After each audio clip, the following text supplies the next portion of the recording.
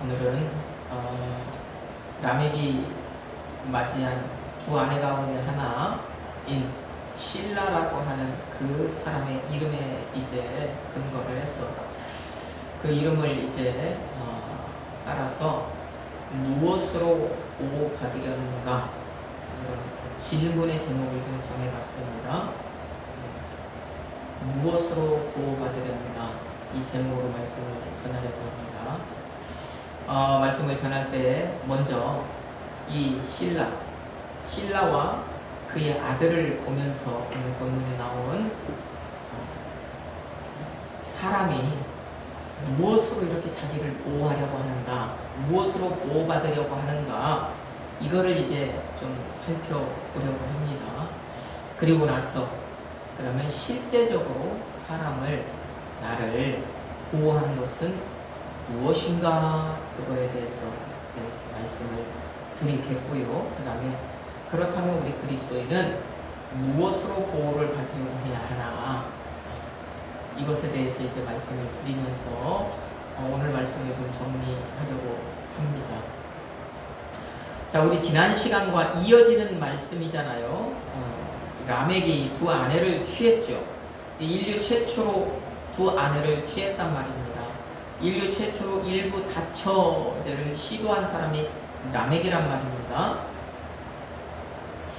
자, 이 라멕이라는 사람은요, 자기의 이제 이 5대조 할아버지로부터 시작된 이 세상의 문화라고 하는 이 문화를 그 시대 노아 홍수전에 이제 활짝 꽃 피우는 그런 사람입니다.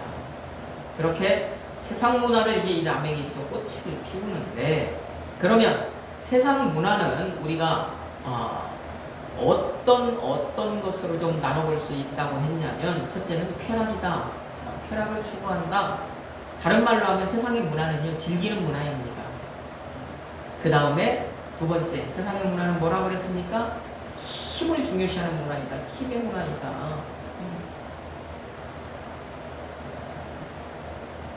이 라멕이 그래서 두 아내를 취한 것은 그것을 상징적으로 보여주는 사건이다라는 것입니다.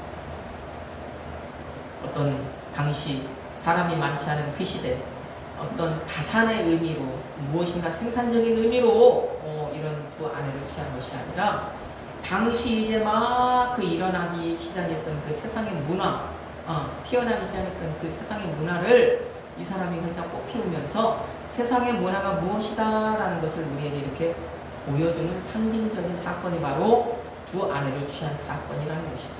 그래서 우리가 아다라고 하는 사람을 이름을 통해서 우리가 그 문화의 이면을 봤잖아요. 그 문화의 어떤 단면을 봤지 않습니까? 아다, 꿈이다, 장시가다. 그래서 이 아다라고 하는 이 여자는 아름다운 여자였다. 화장을 하고 몸에 장신구를 두른 아름다워 보이는 여자였다. 당시 시대. 한껏 꿈에서 그 시대에서 가장 아름다워 보이는 여자가 아다였단 말입니다. 자, 그 시대 가장 능력 있는 자, 라멕 능력 있는 사람 아닙니까? 그 이름의 뜻이 능력 있는 자잖아요. 힘 있는 자 아닙니까? 그 시대 가장 능력 있던, 세상에서 가장 능력 있던 그 사람이, 그러니까 자기 눈에 가장 아름다워 보였던 그 여인을 이제 아내로 맞아들이는 거예요. 그 능력으로요, 쾌락을 누리기 위해서, 쾌락을 추구하기 위해서, 눈의 즐거움을 위해서 자기 눈에 아름다워 보이는 아다를 맞이한 것입니다. 그 다음에 눈의 쾌락을 이제 쫓는 것에도 만족하지 않고 그 아다가 낳은 둘째 이 아들을 통해서 뭐를 하는 겁니까? 이제 귀를 즐겁게 하는 그런 즐기는 즐거움에 이제 이 세상 문화를 이 사람이 활짝 꽃을 피웠다라는 것입니다. 자, 그 다음에 이제 오늘 우리 이제 본문 말씀으로 들어가는 거예요. 라멕의 둘째 아내, 이 둘째 아내를 통해서 그러면 오늘은 무엇을 보려고 하느냐? 힘의 문화를 좀 보려고 한다. 힘의 문화. 우리가 힘의 문화를 좀 살펴보자라는 것입니다. 자, 22절 말씀. 실라는 두발가인을 낳았다. 그럽니다. 지금 22절 말씀. 실라는 두발가인을 낳았으니 그는 구리와 쇠로 여러가지 기구를 만드는 자요. 자, 라멕의 둘째 아내의 이름이 뭐라고요? 실라라고요. 실라. 그러면 이 실라라고 하는 사람, 이 여자의 이름의 뜻은 무엇이냐? 그늘이라고 하는 뜻입니다. 그늘. 그늘. 여러분, 우리 사고에서 이 그늘이라고 하면은 좀 어떤 의미가 생각이 납니까? 그냥 피할 수 있는 곳, 뭐 시원하다, 뭐 그런 의미가 되겠죠. 자, 그러면 성경에서는 그러면 이 그늘이라고 하는 이 단어가 성경에서는 어떤 의미로 사용이 될까라는 것을 우리가 좀 먼저 살펴봅시다. 이 실라라고 하는 이 여자의 이름의 뜻을 이제 우리가 살펴보는 겁니다. 성경을 한번 찾아봅시다. 민수기 14장 말씀입니다. 민수기 14장 말씀.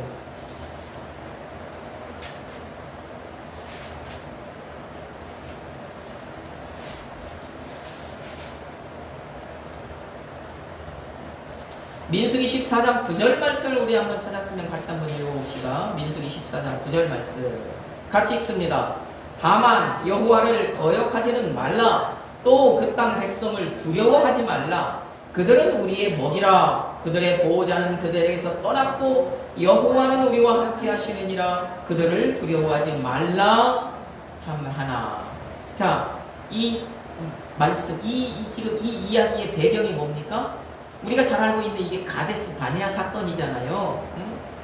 이 가데스 바네아 땅에서 저 정탐꾼들이 지금 가나안 땅, 하나님이 주신 그 적합 뿌리오른 땅을 지금 정탐하고 왔지 않습니까? 그 정탐하고 와서 한 얘기가 뭐예요? 정탐꾼들이 이 여호수아와 갈렙 외의 정탐꾼들 한 얘기가 그 땅은 가보니까 좋기는 하더라. 그런데 그 땅에는 아낙 자손이라고 하는 이 거인 자손이 살았다. 그 사람들이 비교하니까 우리는 메뚜기밖에 안 되더라. 그래서 우리는 절대 그 땅에 들어갈 수 없다. 지금 그렇게 백성들을 선동하고 있는 거예요. 우리는 안 된다, 안 된다, 안 된다. 절대 불가능하다. 그럴 때 이제 갈렙과 여호수아가 그렇지 않다라고 하는 반론을 제기하는 것이죠. 그 말씀이 바로 여러분이 읽은 그 민수기 14장 9절 말씀인 거예요. 우리는 들어갈 수 있다. 하나님이 허락하시면 된다. 우리는 능히 그 땅을 취할 수 있다. 다만 어떻게 해요?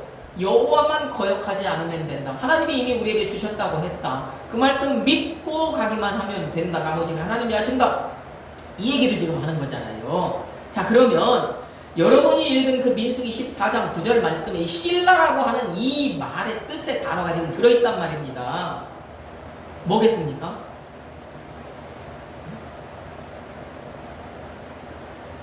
그 민수기 14장 9절 말씀에 어떤 단어가 이 실라라고 하는 이 여자의 이름과 같은 의미의 단어겠습니까? 좀 상상이 안 되죠? 네? 거기에 보면 그들의 보호자 그러잖아요. 그들의 보호자. 자, 그들의 보호자라고 하는 이 보호자라고 사용한 그 말이 원문을 따지면 그늘이라고 하는 그런 의미인 거예요. 그늘.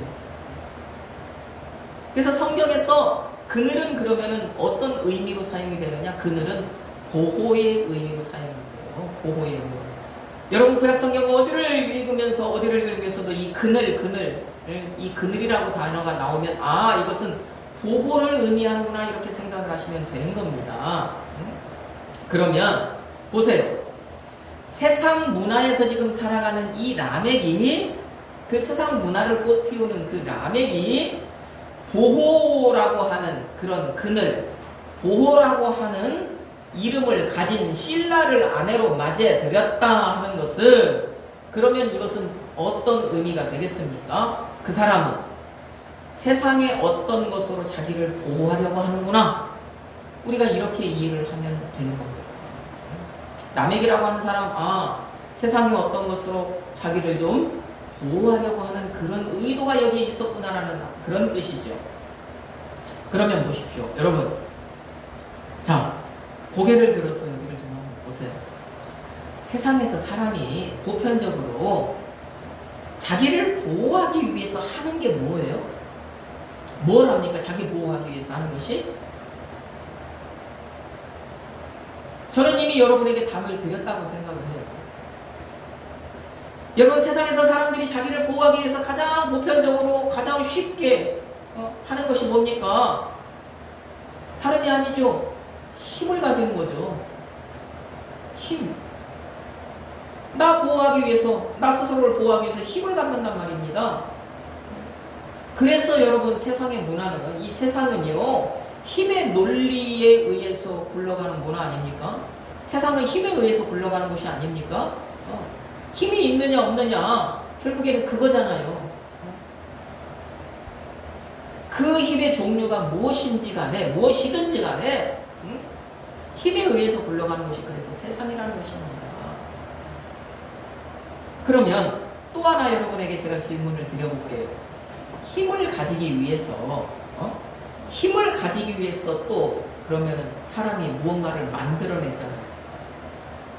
내가 힘 있는 사람이 되기 위해서 내가 힘을 가지기 위해서 무언가를 만들어낸단 말이에요. 그 만들어내는 것이 무엇이겠어요? 서로 무기입니다. 무기잖아요. 여러분, 지금 나라와 나라가 무기의 경쟁을 하잖아요. 지금 저 러시아와 우크라이나가 전쟁을 하는데, 여러분, 우크라이나가 가지고 있는 무기 가지고는 러시아의 경쟁 상대가 안 되잖아요. 그러니까 그 우크라이나를 이제 존속시키기 위해서 그 러시아의 반대편에 서 있는 나라들이 계속해서 무기들을 제공해 주잖아요. 좋은 무기들을 제공해 주지 않습니까? 차츰 더 좋은 무기를 제공하지 않습니까? 지금 그 미국 같은 데에서 사실 그 전투기 같은 경우에도 F-16 전투기라고 하는 것은 사실 이제 퇴역시킬 만한 그런 전투기인데, 그 전투기가요 우크라이나에 갔어요. 저 러시아와 전쟁을 할 때에는요 전쟁의 어떤 그 판도를 바꿀 수 있는 그런 무기가 된단 말입니다. 그 이제 지금 그 우크라이나 전투기 조종사들을 훈련시켜가지고 이제는요 그 전투기도 이제 제공을 하겠대요. 여러분, 나라가 왜 무기를 이제 개발을 하고 그 무기를 왜 많이 이렇게 가지려고 하고 왜 그 좋은 무기를요 막 사들이고 합니까? 다른 게 아니잖아요. 힘을 가지기 위해서잖아요. 힘을 가지기 위해서라는 것은요 내 나라를, 우리 나라를 내가 보호해야 되겠다라고 하는 그런 의미가 아닙니까? 그래서 오늘 이 본문 말씀에서도 라멕이라고 하는 이 사람이요 보호라고 하는 의미의 이 실라라고 하는 이 부인을 맞아들였는데, 거기에서 태어나는 아들이 이름이 뭐냐? 아들이 두발가인이라고 하는 아들을 낳잖아요. 그 아들의 직업이 뭐라고 나옵니까?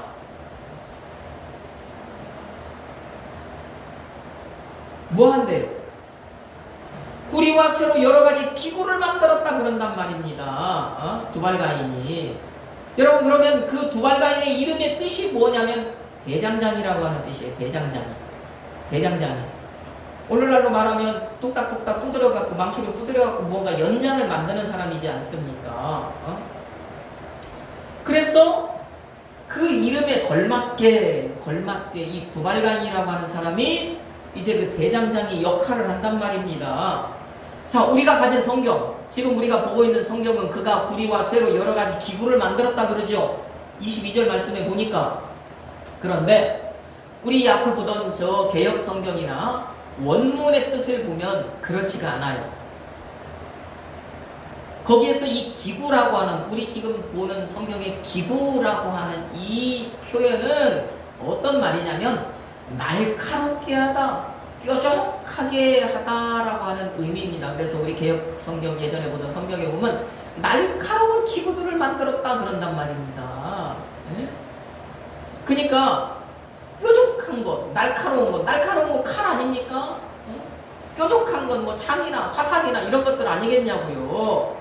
날카로운 무기를요 라멕의 둘째 아내 실라의 아들 두발가인이 세상에서 지금 처음 만들어내는 거예요. 여기에서 뭐가 만들어진다고요? 처음으로 또 무기가 만들어진다고요. 지금 무기가 보세요. 남에게서요 처음으로 만들어지는 것들이 많지 않습니까? 목축업자가 만들어져요. 예? 이렇게 이동하면서 유목민이 만들어져요. 악기가 만들어져요. 무기가 만들어져요. 그래서 여기에서 지금 이렇게 무기가 처음 만들어지는 거예요. 날카로운 무기들이. 힘을 가지기 위해서 무기를 만든 거예요. 자기를 보호하기 위해서 무기를 만든 거예요. 라멕이. 여러분 보십시오. 세상의 문화. 가인 이외로 이처럼 세상의 문화를 자기가 스스로를 보호하려고 하는 문화입니다. 보호해 자기는 나는 나 스스로 보호해야 된다. 나는 내가 지켜야 된다라고 생각하는 그런 문화란 말입니다. 그러니까 자기를 이제 보호해야 된다고 생각을 하니까 힘을 가지려고 하는 문화란 말입니다. 그래서 힘을 가지기 위해서 어떤 형태든지요, 어떤 무기든지요, 어떤 무기든지 간에 무기를 만든다는 거예요. 그 무기가 힘이 되어서 자기를 보호할 수 있다고 믿기 때문인 것이죠. 그러면 여러분 우리도 봅시다. 이 시대도.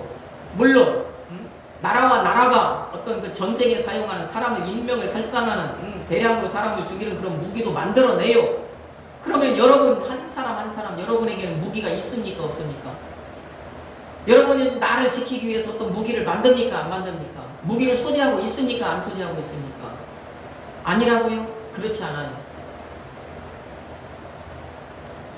형태는 다를지라도 쓰임새는 다를지라도 여러분 나름대로 다 각자의 어떤 무기를요 나름대로 고안해서 만들어서 가지고 있단 말입니다. 보세요. 이 시대는 무엇이 무기입니까? 이 시대 돈이 무기 아닙니까? 여러분 돈을 무기로 생각하지 않습니까? 네? 왜 돈 벌려고 합니까? 왜 돈 모으려고 합니까? 왜요 한 번에요 이 그냥 모아가지고는 찔끔찔끔 모아가지고는 이 시대가요 내가요 목돈을 만들 수 없으니까 왜요 막 한 번에 큰 돈 얻기 위해서 복권도 사고요 주식도 사고요 왜 저 코인도 투자하고요 예? 한 번에 목돈을 좀 만들어보려고요 이렇게 저렇게 합니까? 왜 그래요? 하는 거 아니잖아요.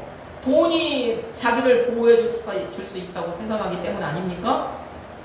내가 돈이 있어야 남에게 창피 안 당하고 무시 안 당하고 예? 억울한 일 안 당하고 그런다 그렇게 생각해서 아닙니까? 그래서 돈 모으려고 하는 거잖아요. 돈에 남에게 창피 안 당하게 하는 힘, 무시 안 당하게 하는 힘, 억울하게 안 당하는 그런 억울한 일 안 당하게 하는 그런 힘, 그런 힘이 있다고 생각하니까 악착같이 벌어서 남들한테 부자 소리 들으려고 하는 건 아니에요? 그러면 돈 무기입니까 아닙니까? 돈 무기잖아요. 여러분도 지금 돈 무기로 삼고 있지 않습니까? 또 보십시다. 이 시대는 권력이 무기이죠. 특히 더하죠 지금. 네? 여러분 왜 사람이 권력을 가지려고 그렇게 애를 씁니까? 다른 거 없잖아요. 권력이 자기를 보호해준다고 믿기 때문 아닙니까? 권력이 있어야 남에게 창피 안 당하고 무시 안 당하고 억울한 일 안 당한다고 생각하기 때문 아닙니까? 권력이 있어야 내가 하다못해 내가 어떤 잘못을 저질렀을 때라도 어떤 잘못을 저질렀어 어떤 큰일을 저질렀어 그런 것을 저질러도 권력이 있으면 그거 덮을 수 있다고 피할 수 있다고 생각하기 때문에 권력 가지려고 하는 것 아니냐고요. 권력에 그런 힘이 있다고 생각하니까요. 지금 보세요. 방송을 보고 어디로 보고 창피한 것도 모르고 창피한 줄도 모르고 자기가 한 짓이 얼마나 더럽고 추한 것인지도 모르고 권력을 손에 넣어보려고 그렇게 아등바등 애를 쓰는 것 아니겠냐고요. 그 힘을 믿으니까. 여러분 좋은 학벌 만들려고 하는 것 같은 이유 아니겠어요? 여러분 운동 열심히 해가지고요 내가 막 진짜 이 몸의 힘 이런 거 기르려고 하는 이유도 왜겠습니까? 여러분 사람이 사람을 만나서 인맥을 쌓아요. 인맥을 쌓는 것도 왜 그러겠냐고요. 다 근본적인 이유는 거기에 연관되는 것 아니겠습니까? 다 마찬가지 이유라는 것입니다. 그런데 여기는 문제가 있어요. 보세요. 두발가인이 만든 세상의 무기는 제가 조금 아까 어땠다고 그랬습니까? 둥글둥글합니까? 뾰족하고 날카롭습니까? 뾰족하고 날카롭다라는 건 무기는 뾰족하고 날카로워요. 다른 말로 하면 무기는요 나를 지키는 것에서 그치는 것이 아니라 남을 살상해요. 그 시대 이미 처음으로 만들어진 무기가 그렇게 만들어졌어요. 여러분 세상의 이 무기가 날카롭다라는 거 뾰족하다라는 거 이 얘기는 다른 말로 하면 이것은요 남에게 상처를 줄 수 있다는 남을 아프게 한다는 것입니다. 이것이 남을 해치는 것이 바로 무기라는 것입니다. 여러분 이것이 무엇을 얘기합니까? 내가 처음에는요, 내가 창피 안 당하고 무시 안 당하려고 억울한 일 안 당하려고요, 돈을 가져요, 권력을 가져요, 좋은 학벌을 만들어요, 인맥을 쌓아요, 여러 가지 그런 것들을 합니다. 그런데 어느 순간 자기에게 있는 그것이 뭐가 된다는 거예요? 나를 보호하는, 나를 방어하는 것에 그치지 않고 상대방을 공격하는 무기가 되어버린다는 거예요. 어느 순간요, 이제 내가요, 그 돈으로요, 그 권력으로요, 그 인맥으로요, 그 학벌로요, 그 무엇으로요, 다른 사람을 창피해준다는 것입니다. 다른 사람을 무시한다는 거예요. 다른 사람을 억울하게 한다는 것입니다. 그것으로요, 다른 사람에게 상처 주고, 다른 사람 아프게 하고, 다른 사람을 해친다는 거예요. 돈으로 그 짓을 하잖아요. 권력으로 그 짓을 하지 않습니까?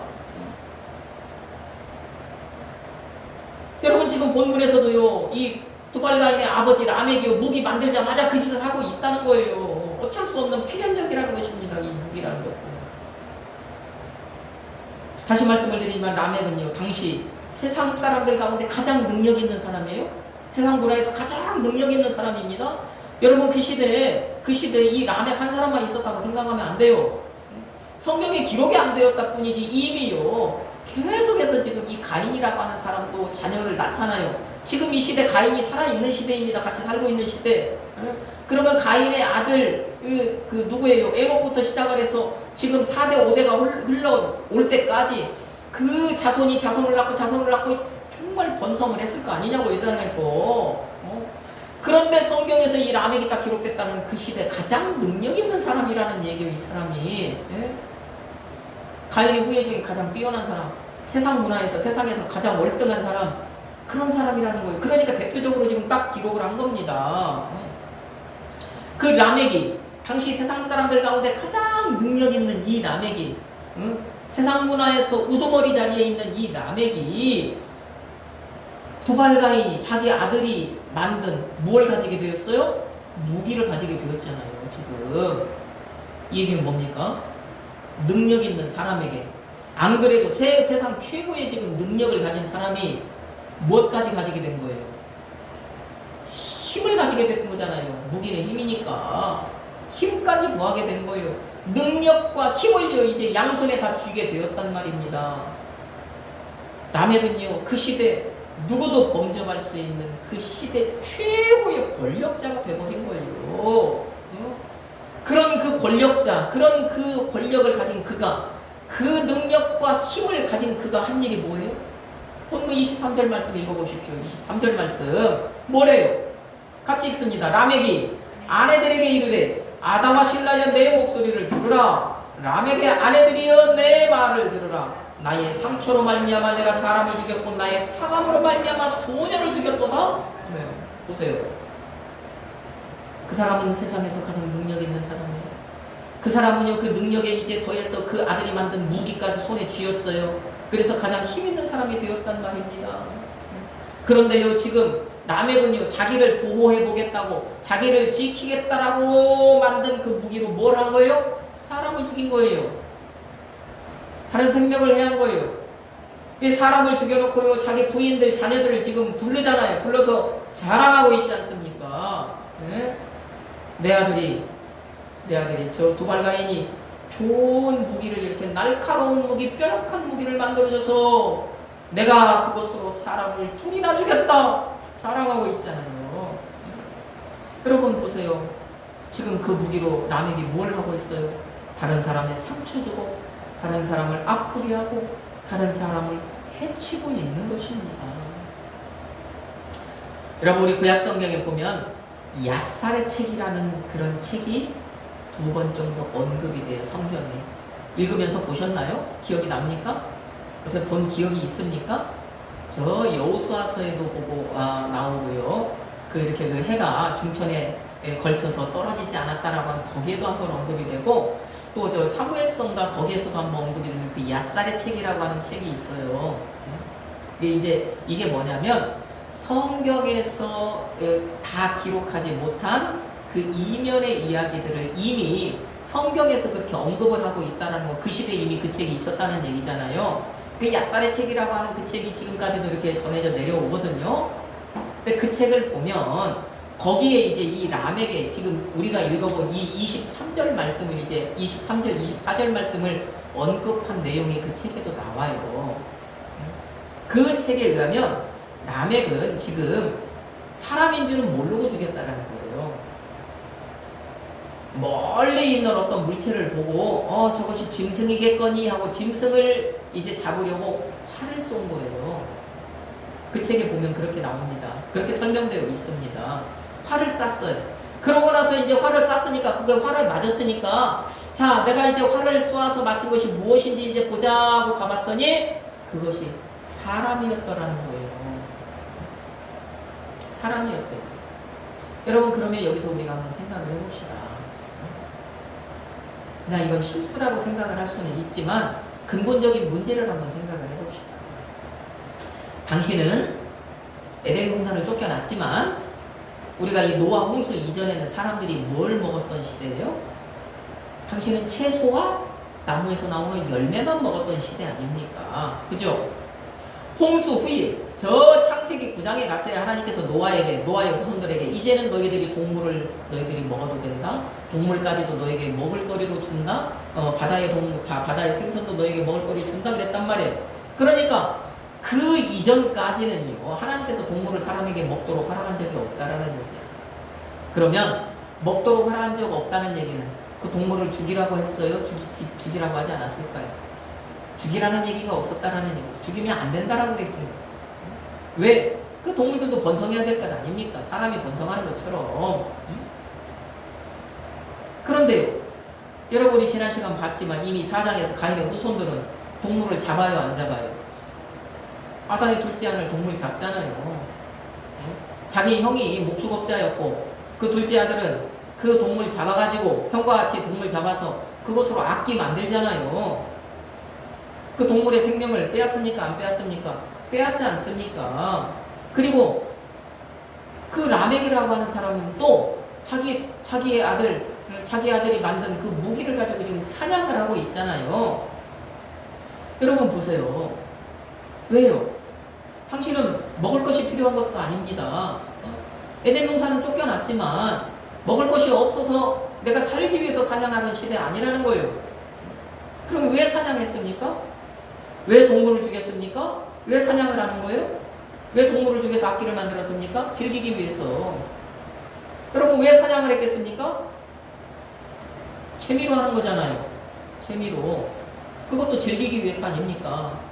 그 사냥 해가지고 무엇인가 그 내가 쏜 화살에 맞아서 쓰러지는 그것에 쾌감을 느끼는 것 아닙니까? 네? 여러분 보세요.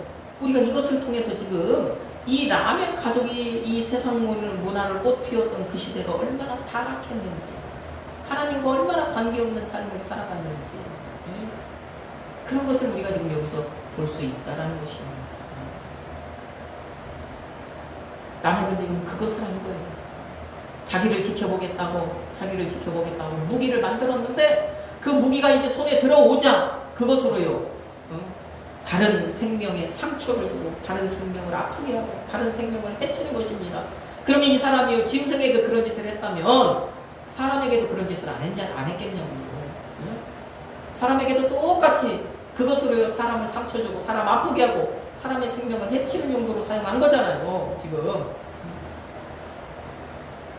그러면 반대로 우리가 지금 이제 가인의 후손을 봤다면 반대로 셋의 후손을 좀 한번 보지요. 이제 보죠.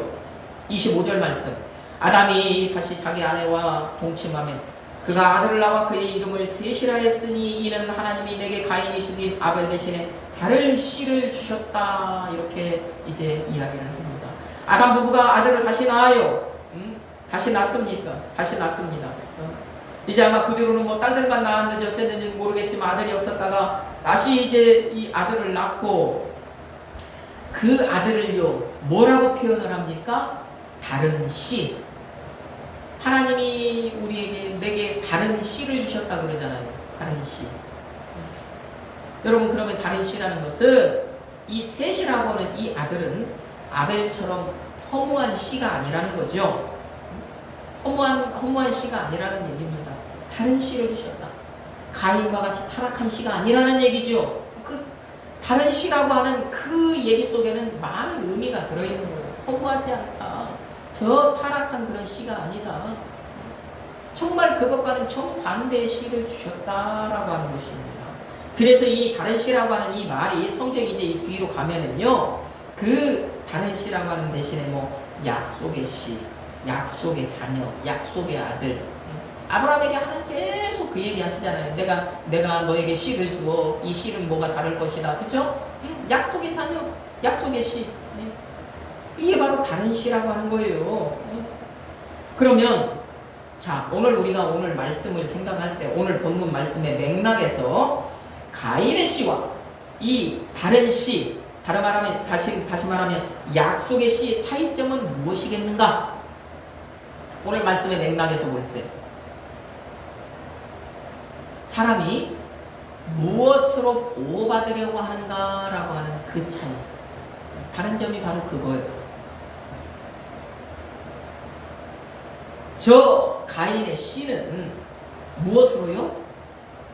힘으로 자기를 보호받으려고 했다는 것이에요. 그런데 약속의 씨, 다른 씨는 무엇으로 보호받으려고 하는가? 26절 말씀. 이 말씀 우리가 같이 한 번만 읽습니다.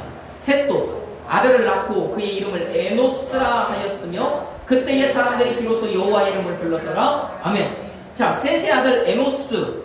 제가 이미 한번 언급을 했죠. 에노스라고 하는 사람의 이름의 뜻이 뭐라고 그랬습니까? 남자라고 하는 뜻입니다. 원론적으로는 사람이라고 하는 뜻인데, 사람인데 사람이니까 남자예요. 남자. 여자가 아닌 남자. 그래서 이 이름의 그냥 기본적인 뜻은 남자인데, 그런데 이 히브리 사람들은 남자라고 하는 이 단어를 어떻게 이 사람들은 이해를 하느냐? 힘 있는 사람 이렇게 이해를 한다는 거예요. 힘 있는 사람. 그래서 그 사람들은요, 남자는 이 힘 있는 사람이에요. 그 사람들의 입장에서. 그러면 이 에노스는 힘 있는 사람이잖아요. 하나님께서 당시에 세세계 그의 아들을 힘 있는 사람을 주셨지 않습니까? 여러분, 가인의 동생 아벨은요, 힘이 없어서 맞아 죽었습니다. 가인은 자신의 힘을요, 그렇게 다른 사람을 때려 죽이는 것으로 힘자랑했단 말입니다. 그렇다면 그렇게 힘자랑을 하는 사람에게 하나님께서 이제 더 큰 사람을 딱 거기에다 붙여줘 버리면, 자기보다 더 힘 있는 사람이 나타났으니까 그 힘자랑하던 사람은 어떻게 돼요? 세상 말로 깨갱하는 거죠. 쪼그라드는 거죠. 찍소리 못하는 거죠. 힘자랑을 못하게 되는 것입니다. 그래서 그 가인이 이제 힘자랑하지 못하게 하나님께서 세세계 힘 있는 사람이라고 하는 의미를 가진 남자라고 하는 이 에노스를 주셨단 말입니다. 그 이름을 남자라고 지은 거예요. 내 아들 에노스는 힘 있는 사람이다. 그렇다면 여러분, 우리 생각에 가인보다 더 힘 있는 사람이 지금 생겨났잖아요. 이 사람보다 내가 더 힘 있는 사람이 되었어요. 저 힘자랑하는 어떤 사람이 있었는데 그 사람보다 더 힘 있는 사람이 나타났다면, 세상에서는 그 힘 있는 사람이 자기보다 힘없는 사람을 어떻게 해요? 세상의 문화는 공격하잖아요. 제가 말씀드렸잖아요. 아프게 한다고요. 슬프게 한다고요. 괴롭게 한다고요. 해한다고요. 무릎을 꿇릴 수 있단 말입니다. 너 힘자랑했지? 그런데 내 힘에는 안 되잖아. 내 밑에 무릎을 꿇어라. 꿇릴 수 있어요. 창피해줄 수 있어요. 해칠 수 있어요. 에노스는 어떻게 했을까요? 에노스는 그렇게 했을까요? 그렇게 하지 않았을까요? 그렇게 하지 않았다라고 하는 것입니다. 그렇게 하지 않았다. 여러분, 이것이 바로 세상시와 약속의 시의 다른 점인 거예요. 세상시는 힘의 문화이니까 누구든지요, 더 조금이라도 힘 있는 사람이 권력을 차지하죠. 더 우위에 있죠. 더 위로 올라서죠. 그리고 그 힘없는 사람을 밟잖아요. 짓밟지 않습니까? 무너뜨리지 않습니까? 다시는 자기에게 기어오르지 못하게 차단을 하지 않습니까? 그런데 약속의 시는 그러지 않더라는 것입니다. 에노스가 어떻게 해요? 에노스가 어떻게 했는가라는 것을 간접적으로 보여주는 말씀이 바로 26절 그때의 사람들이 비로소 여호와 이름을 불렀더라라고 하는 그 말씀에 들어있는 거예요. 여러분 그때의 사람들이 비로소 여호와 이름을 불렀더라라고 하는 이 말씀을 다른 말로 하면 그때의 사람들이 비로소 하나님께 예배를 드렸더라라고 하는 말씀이거든요. 여러분 사람들이 그 시대 사람들이 지금 이 당시에 그 가인이 살고 있던 당시에도 지금 하나님 나라에 속한 사람과 세상 나라에 속한 사람 두 패가 지금 나눠져 있잖아요. 에덴 동산을 쫓겨난 이후로 항상 하나님 나라에 속한 사람과 세상에 속한 사람 두 패가 이렇게 두 진영이 나뉜단 말입니다. 그런데 이 하나님 나라에 속한 사람 이 셋 계열에 속한 이 사람들이 에노스 때에 들어와서 비로소 이제 여호와 이름을 불렀더라 예배를 드렸더라 그런단 말이에요. 이것을 우리가 한편으로 생각해보면요 저 세상 나라 사람들이 무서워서 그 사람들이 해코지를 해서 예배를 못 드렸다라고 생각을 할 수도 있는 것 아니겠습니까? 그런데 힘 있는 사람이 생겨났단 말입니다. 힘 있는 남자가 이제 나타났단 말입니다. 그러면 이 사람들이 어떻게 해서 예배를 드렸겠어요? 힘 있는 사람 당시 그 무리 가운데 하나님 나라에 속한 그 사람들 가운데서 가장 힘 있는 사람이 나는 하나님께 예배를 드리겠다라고 먼저 시작을 했을 거 아닙니까? 그러니까 그 뒤에 사람들이 따라가는 것 아니겠냐고요. 응?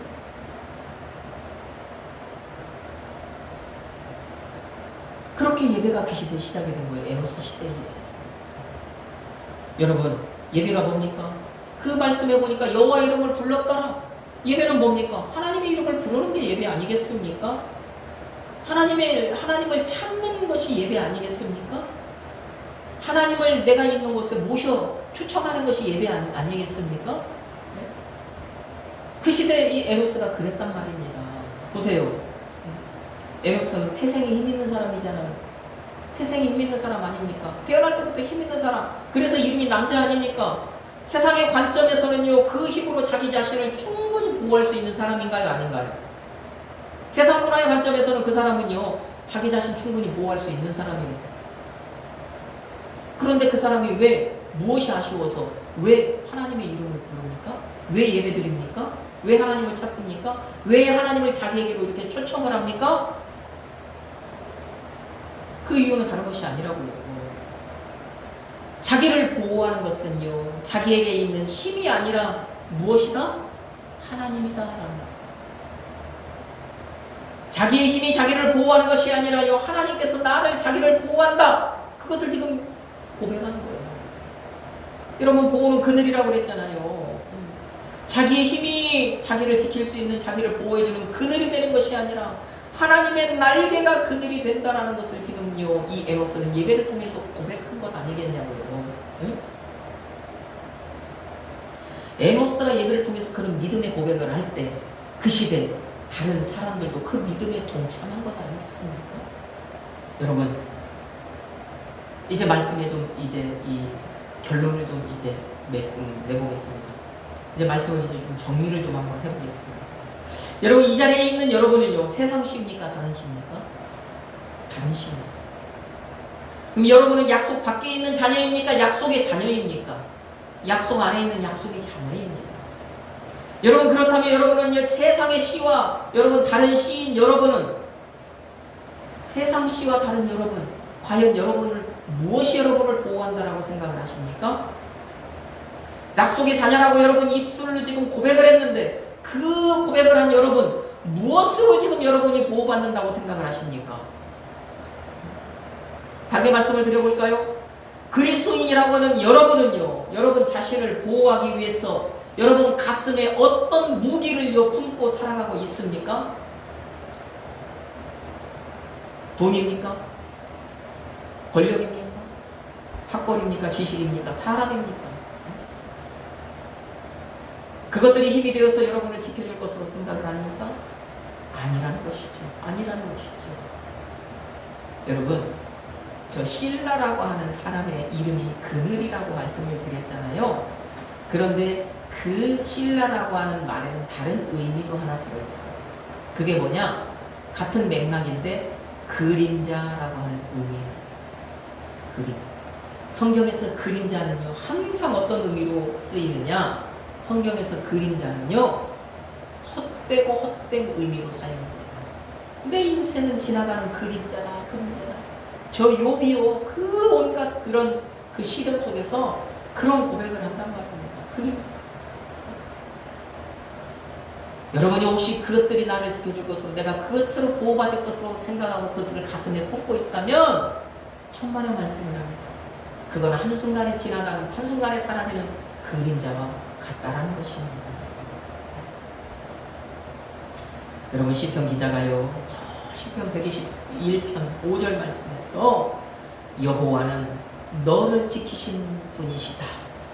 여호와께서 내 오른쪽에서 내 그늘이 되신다 그런단 말입니다. 여러분 이 그늘이 바로 신라예요. 그늘이 신라라고 하는 이름의 그 기본적인 원형인 쉘이라고 하는 그런 의미란 말입니다. 오직 하나님만이 그늘이 되신다라는 거예요. 여러분의 보호는 여러분의 보호자는 하나님이십니다. 여러분 무엇으로 지금 보호를 받으려고 합니까? 오늘 이 자리에 있는 여러분은 오직 하나님만으로만 보호받으려고 하셔야 합니다. 하나님만이 나의 보호가 되십니다. 오늘 이 자리에서 예배하신 우리 사랑하는 성도 여러분,